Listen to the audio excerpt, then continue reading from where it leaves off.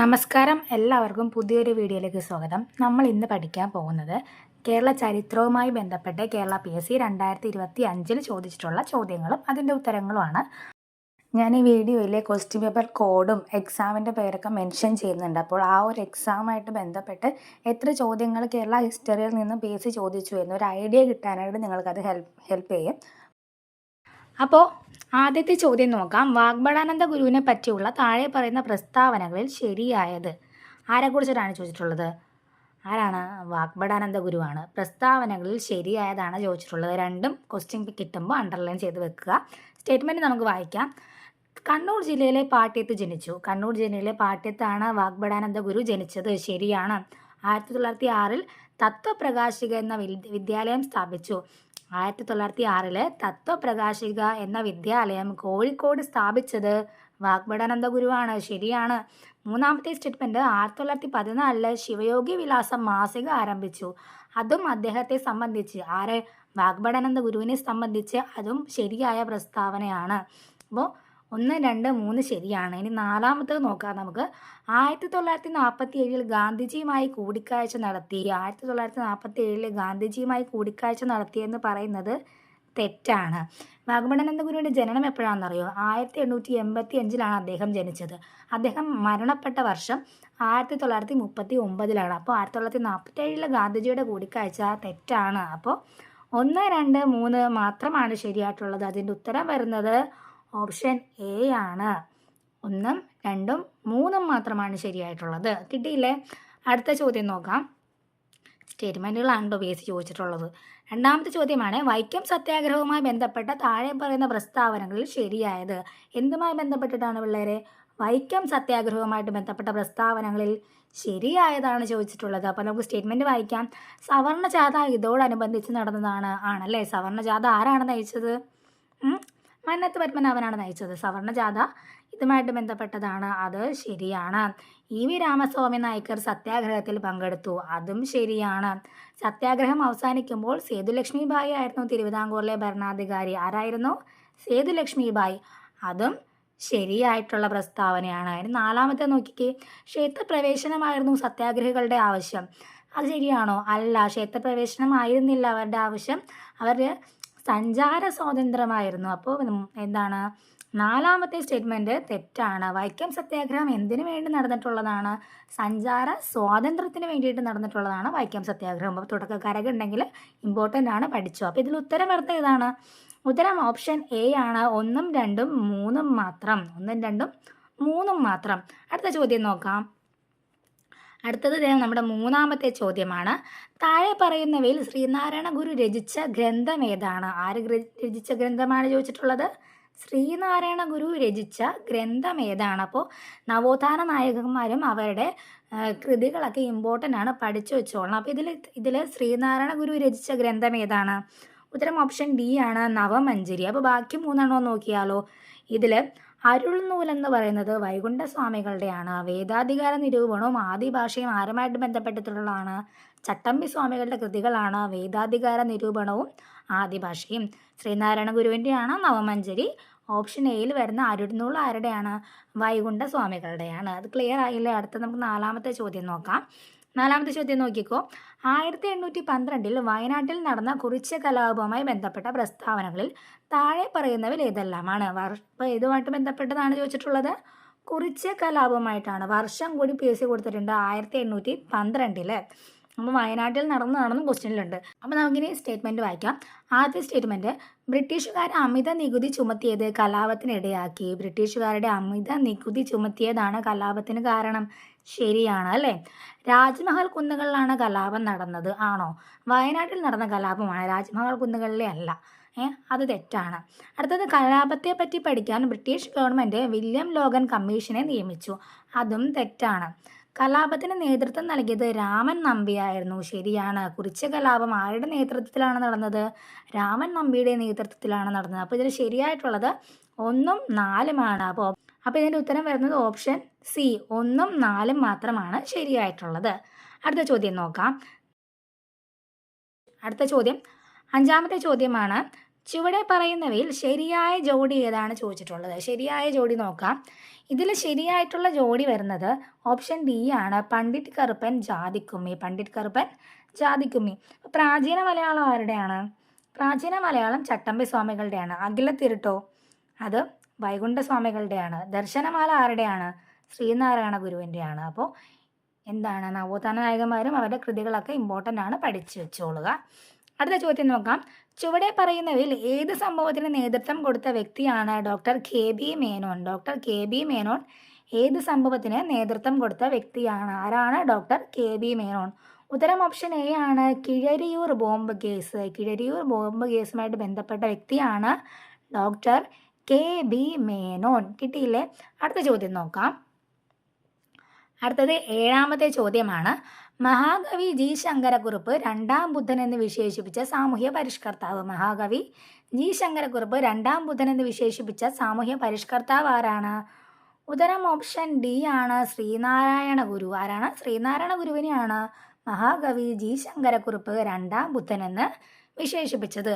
അപ്പോൾ ആ ഒരു ക്വസ്റ്റ്യൻ പേപ്പറിലെ ചോദ്യങ്ങൾ കഴിഞ്ഞു. ഇനി അടുത്ത ക്വസ്റ്റ്യൻ പേപ്പറാണ്. കോഡ് വരുന്നത് 11/2025. ചോദ്യങ്ങൾ നോക്കാം നമുക്ക്.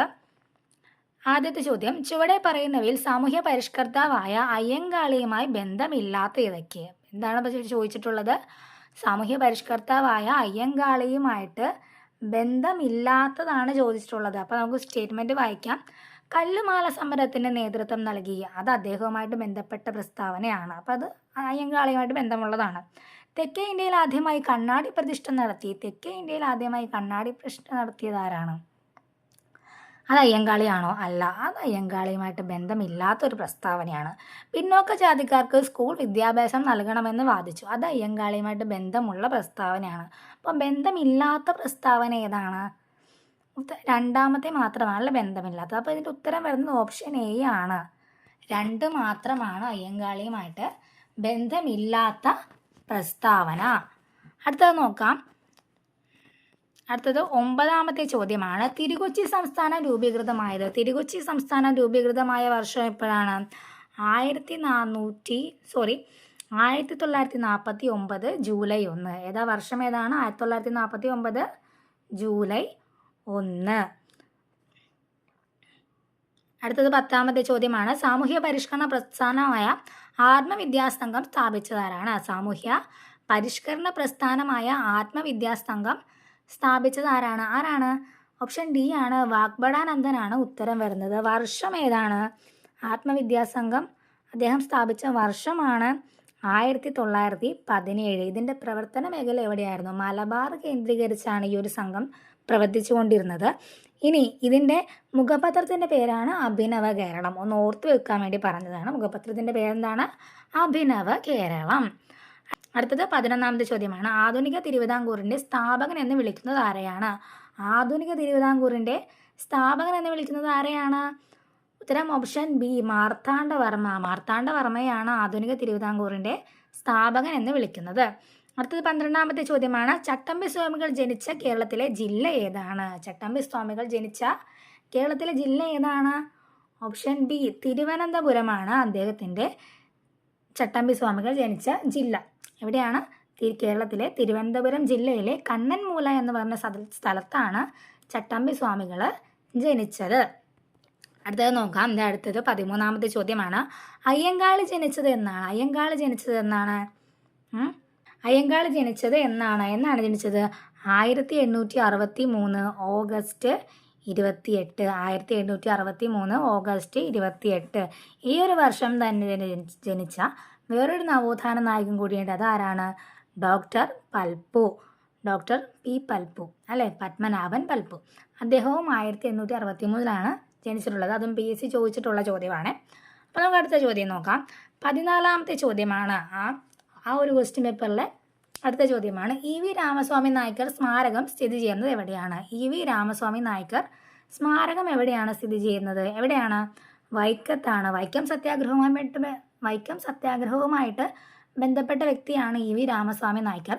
അതുകൊണ്ട് അദ്ദേഹത്തിൻ്റെ സ്മാരകം എവിടെയാണ്? വൈക്കത്താണ് സ്ഥിതി ചെയ്യുന്നത്. ഓക്കെ അല്ലേ? കിട്ടിയല്ലോ. അടുത്തത് 15ാമത്തെ ചോദ്യമാണ്. താഴെ പറയുന്നവരിൽ വേറിട്ട് നിൽക്കുന്ന സാമൂഹ്യ പരിഷ്കർത്താവ് ആരാണ്? താഴെ പറയുന്നവരിൽ വേറിട്ട് നിൽക്കുന്ന സാമൂഹ്യ പരിഷ്കർത്താവ് ആരാണ്? ഓപ്ഷൻസ് നോക്കി. ഇതിൽ ആരാണ് വരുന്നത്? അപ്പോൾ ഇതിൻ്റെ ഉത്തരം വരുന്നത് ഓപ്ഷൻ സി ആണ്, മഹാദേവ് ഗോവിന്ദ് റാനഡെ. ബാക്കി 3 പേരും നമ്മുടെ കേരളത്തിലെ സാമൂഹ്യ പരിഷ്കർത്താക്കളിൽ പെട്ടവരാണ്. അടുത്തത് 16ാമത്തെ ചോദ്യമാണ്. സംസ്ഥാന പുനഃസംഘടനാ കമ്മീഷനിൽ അംഗമായിരുന്ന മലയാളി ആരാണ്? സംസ്ഥാന പുനഃസംഘടനാ കമ്മീഷനിൽ അംഗമായിരുന്ന മലയാളി ആരാണ്? KM പണിക്കർ അല്ലേ? KM പണിക്കറാണ് സംസ്ഥാന പുനഃസംഘടനാ കമ്മീഷനിൽ അംഗമായിരുന്ന മലയാളി.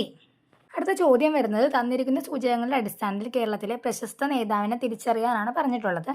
ഇത് ആരുമായിട്ട് ബന്ധപ്പെട്ട സൂചകങ്ങളാണ്? ഞാൻ ഉത്തരം ആദ്യം പറയാം. ഉത്തരം വരുന്നത് AK ഗോപാലനാണ്. ഓപ്ഷൻ സി AK ഗോപാലനാണ്. അദ്ദേഹവുമായിട്ട് ബന്ധപ്പെട്ടിട്ടുള്ള സൂചകങ്ങളാണിത്. 1904 ഒക്ടോബറിൽ ബ്രിട്ടീഷ് ഇന്ത്യയിലെ മലബാർ ജില്ലയിലാണ് ജനനം. 1924 ഇന്ത്യൻ നാഷണൽ കോൺഗ്രസിൽ ചേർന്നു. പിന്നീട് കമ്മ്യൂണിസ്റ്റ് പാർട്ടിയിൽ അംഗമായി. എൻ്റെ ജീവിതകഥ ഇദ്ദേഹത്തിൻ്റെ ആത്മകഥയാണ്. അപ്പോൾ AK ഗോപാലൻ്റെ ആത്മകഥയുടെ പേരാണ് എൻ്റെ ജീവിതകഥ. 1904 ഒക്ടോബറിൽ മലബാറിലാണ് ജനിച്ചത്. 1927 ഇന്ത്യൻ നാഷണൽ കോൺഗ്രസിൽ ചേർന്നു. പിന്നീട് കമ്മ്യൂണിസ്റ്റ് പാർട്ടിയിൽ അംഗമായി. അപ്പോൾ ഇത്രയുമാണ് ആ ഒരു ചോദ്യമുള്ളത്. നമുക്കിനി അടുത്ത ചോദ്യം നോക്കാം. കേരളത്തിലെ ആദ്യത്തെ വനിതാ സമ്മേളനം നടന്ന സ്ഥലം. കേരളത്തിലെ ആദ്യത്തെ വനിതാ സമ്മേളനം നടന്നത് എവിടെയാണ്? ഓപ്ഷൻ ബി വടകരയിലാണ് കേട്ടോ. അടുത്തത് 19ാമത്തെ ചോദ്യമാണ്. ബാരിസ്റ്റർ GP പിള്ള താഴെ പറയുന്ന ഏത് സംഭവവുമായി ബന്ധപ്പെട്ട നേതാവാണ്?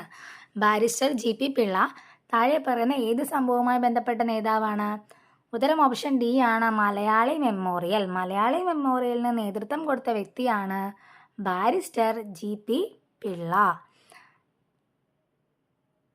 20ാമത്തെ ചോദ്യം നോക്കിയാലോ. കൊച്ചി രാജ്യ പ്രജാമണ്ഡലത്തിൻ്റെ നേതാക്കളിൽ പെടാത്തത്. കൊച്ചി രാജ്യ പ്രജാമണ്ഡലത്തിൻ്റെ നേതാക്കളിൽ പെടാത്തത് ആരാണ്? ഉത്തരം ഓപ്ഷൻ സി ആണ്, ഷൺമുഖം ചെട്ടിയാണ് കൊച്ചി രാജ്യ പ്രജാമണ്ഡലത്തിൻ്റെ നേതാക്കളിൽ പെടാത്തത്. അടുത്തത് 21ാമത്തെ ചോദ്യമാണ്. കേരള സംസ്ഥാന രൂപീകരണത്തിനായി തിരുവിതാംകൂറിലെ 4 താലൂക്കുകൾ മദിരാശി സംസ്ഥാനത്തിന് വിട്ടുകൊടുത്തിരുന്നു. അതിലൊരെണ്ണം താഴെ പറയുന്നവയിൽ ഏതാണ്? അപ്പോൾ കേരള സംസ്ഥാന രൂപീകരണത്തിന് വേണ്ടിയിട്ട് തിരുവിതാംകൂറിലെ 4 താലൂക്കുകൾ മദിരാശി സംസ്ഥാനത്തിന് വേണ്ടിയിട്ട് വിട്ടുകൊടുത്തിരുന്നു. അപ്പോൾ അതിലൊരെണ്ണം താഴെ പറയുന്നതിലുണ്ട്. അത് ഏതാണെന്നാണ് ചോദിച്ചിട്ടുള്ളത്. അതിൻ്റെ ഉത്തരം വരുന്നത് ഓപ്ഷൻ ബി ആണ്, അഗസ്തീശ്വരം താലൂക്കാണ് കേരള സംസ്ഥാന രൂപീകരണത്തിന് വേണ്ടിയിട്ട് നമ്മൾ മദിരാശി സംസ്ഥാനത്തിന് വിട്ടുകൊടുത്തത്. അടുത്ത സെറ്റ് ഓഫ് ക്വസ്റ്റ്യനാണ്, അടുത്ത ക്വസ്റ്റ്യൻ പേപ്പറാണ്. 17/2025 ക്വസ്റ്റ്യൻ പേപ്പർ കോഡ് വരുന്നത്. അതിൽ ചോദിച്ചിട്ടുള്ള കേരള ചരിത്രത്തിലെ ചോദ്യങ്ങൾ നമുക്ക് നോക്കാം. ആദ്യത്തെ ചോദ്യം, അതായത് നമ്മുടെ 22ാമത്തെ ചോദ്യമാണ്. ആറ്റിങ്ങൽ കലാപത്തിൽ വധിക്കപ്പെട്ട ബ്രിട്ടീഷ് സൈനിക തലവൻ ആരാണ്? ഓപ്ഷൻ സി ഗിഫോർഡ് ആണ്. ആറ്റിങ്ങൽ കലാപത്തിൻ്റെ പ്രത്യേകത എന്താണ്? ഇന്ത്യയിലെ ആദ്യത്തെ സംഘടിത കലാപമാണ് അല്ലേ? കേരളത്തിലെ എന്ന് പറയാം, അല്ലെങ്കിൽ ഇന്ത്യയിലെ എന്നൊക്കെ പറയാം. ഇന്ത്യയിലെ ആദ്യത്തെ സംഘടിത കലാപമാണ് ആറ്റിങ്ങൽ കലാപം. അതാണ് ആറ്റിങ്ങൽ കലാപത്തിൻ്റെ പ്രത്യേകത. വർഷം ഏതാണ്? 1721 അല്ലേ? 23ാമത്തെ ചോദ്യമാണ്. പൊന്നാനി താലൂക്കിൽ 1896 മാർച്ച് 26 ജനിച്ച നവോത്ഥാന നായകൻ. പൊന്നാനി താലൂക്കിൽ 1896 മാർച്ച് 26 ജനിച്ച നവോത്ഥാന നായകൻ ആരാണ്? ഓപ്ഷൻ ബി ആണ്, VT ഭട്ടതിരിപ്പാട്. അടുത്ത താഴെ പറയുന്നവയിൽ ഗാന്ധിജിയുടെ കേരള സന്ദർശനവുമായി ബന്ധമില്ലാത്തത് ഏതാണ്? ഗാന്ധിജിയുടെ കേരള സന്ദർശനവുമായി ബന്ധമില്ലാത്ത കാര്യം? ഓപ്ഷൻ സി പാലിയം സത്യാഗ്രഹം. ഏതാണ്? ഓപ്ഷൻ സി ആണ്, പാലിയം സത്യാഗ്രഹവുമാണ് ഗാന്ധിജിയുടെ കേരള സന്ദർശനവുമായിട്ട് ബന്ധമില്ലാത്ത ഒരു കാര്യം. 25ാമത്തെ ചോദ്യമാണ്. എത്രാമത്തെ മലബാർ ജില്ലാ രാഷ്ട്രീയ സമ്മേളനമാണ് 1920 മഞ്ചേരിയിൽ നടന്നത്? 1920 മഞ്ചേരിയിൽ നടന്നത് 5ാമത്തെ മലബാർ ജില്ലാ രാഷ്ട്രീയ സമ്മേളനമാണ്. അടുത്ത 26ാമത്തെ ചോദ്യമാണ്. ഞാൻ പറഞ്ഞില്ലായിരുന്നു ഒരേ വർഷം ജനിച്ച നവോത്ഥാന നായകരൊക്കെ ചോദിക്കുമെന്ന്. താഴെ പറയുന്ന നവോത്ഥാന നായകരിൽ ഒരേ വർഷം ജനിച്ചവർ ആരൊക്കെയാണ്? ഡോക്ടർ പൽപ്പുവും അയ്യങ്കാളിയും. വർഷം ഏതാണ്? 1863. താഴെ കൊടുത്തിരിക്കുന്നവയിൽ കാസർഗോഡ് ജില്ലയിൽ നടന്ന സമരം ഏതാണ്? ഇതിലെ കാസർഗോഡ് ജില്ലയിൽ നടന്ന സമരം ഏതാണ്? ഓപ്ഷൻ സി ആണ്, കരിവെള്ളൂർ സമരമാണ് കാസർഗോഡ് ജില്ലയിൽ നടന്ന സമരം. അടുത്ത 28ാമത്തെ ചോദ്യം നോക്കിയേ. ദേശീയ പ്രസ്ഥാനത്തിൻ്റെ ഭാഗമായി മലബാറിൽ നേതൃത്വം നൽകിയ വനിത. ദേശീയ പ്രസ്ഥാനത്തിൻ്റെ ഭാഗമായിട്ട് മലബാറിൽ നേതൃത്വം നൽകിയ വനിത ആരെന്നാണ് ചോദിച്ചിട്ടുള്ളത്. ആരാണ്? AV കുട്ടിമാളു അമ്മ. ആരാണ്? ഓപ്ഷൻ എ AV കുട്ടിമാളു അമ്മയാണ് ദേശീയ പ്രസ്ഥാനത്തിൻ്റെ ഭാഗമായിട്ട് മലബാറിൽ നേതൃത്വം നൽകിയ വനിത? അടുത്ത ചോദ്യം നോക്കാം. 29ാമത്തെ ചോദ്യമാണ്. പ്രത്യക്ഷ രക്ഷാ ദേവസഭ സ്ഥാപിച്ചത് ആരാണ്? ആരാണ് പ്രത്യക്ഷ രക്ഷാ ദേവസഭ സ്ഥാപിച്ചത്? ഓപ്ഷൻ എ ആണ് കുമാര ഗുരുദേവൻ. കുമാര ഗുരുദേവൻ. അടുത്തല്ല, നമുക്ക് അടുത്ത ക്വസ്റ്റ്യൻ പേപ്പറിലെ ചോദ്യം നോക്കാം. 54/2025 ക്വസ്റ്റ്യൻ ഇതാണ്. ഗാന്ധിജിയും അരാജകത്വവും എന്ന ഗ്രന്ഥം രചിച്ചത് ആരാണ്? ഗാന്ധിജിയും അരാജകത്വവും എന്ന ഗ്രന്ഥം രചിച്ചത് ആരാണ്? ചേറ്റൂർ ശങ്കരൻ നായർ. ആരാണ്? ചേറ്റൂർ ശങ്കരൻ നായരാണ് ഗാന്ധിജിയും അരാജകത്വവും എന്ന ഗ്രന്ഥം രചിച്ചത്.